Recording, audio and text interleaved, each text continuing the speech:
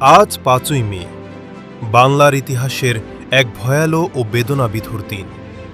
২০১৩ সালের এই দিনে ঢাকার শাপলা চত্বরে এক শান্তিপূর্ণ গণ আন্দোলন নির্মম দমন পীড়নের শিকার হয়েছিল। অসংখ্য নিরীহ মানুষের রক্তে রঞ্জিত হয়েছিল মতিঝিলের রাজপথ। আজ এক যুগ পেরিয়ে গেলেও সেই রাতের স্মৃতি আজও জাতির হৃদয়ে এক দগদগে ক্ষত হয়ে আছে। সেদিন ঢাকা অবরোধের প্রতিটি পয়েন্ট থেকে লাখ লাখ মানুষের মহামিছিল এসে মিলিত হয়েছিল শাপলার মোহনায়।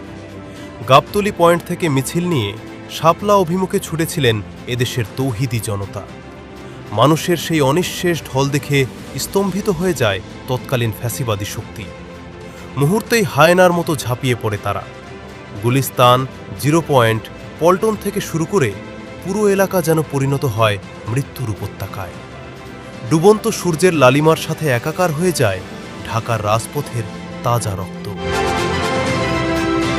মঞ্চের দিকে যখন সারিবদ্ধ লাশ আসতে শুরু করল, তখন মানুষ যেন ভুলে গিয়েছিল জীবনের মায়া।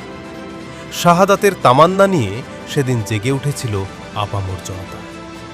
রাত ২টার পর হঠাৎ অন্ধকার, ব্ল্যাকআউট করা হলো চারপাশ। এরপর শুরু হলো মুহুর্মুহু হামলা। নবীপ্রেমিক জনতা প্রতিরোধের চেষ্টা করলেও অস্ত্রের মুখে অসহায় হয়ে পড়ে। দীর্ঘদিন প্রতিকূল পরিস্থিতির কারণে শহীদদের নিয়ে প্রামাণ্য কাজ করা সম্ভব হয়নি।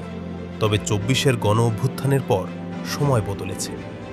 শাপলা স্মৃতি সংসদের মাধ্যমে এখন শহীদ পরিবারগুলোর পাশে দাঁড়ানোর এবং তথ্য সংগ্রহের কাজ চলছে।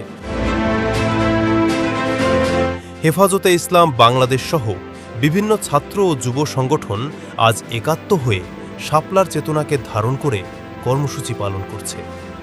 শহীদদের রক্তের মর্যাদা রক্ষা করা আমাদের জাতীয় দায়িত্ব। যতক্ষণ না শাপলা চত্বরের সেই হত্যাযজ্ঞের জাতীয় স্বীকৃতি ও ন্যায় বিচার নিশ্চিত হচ্ছে, ততদিন আমাদের এই সংগ্রাম থামবে না।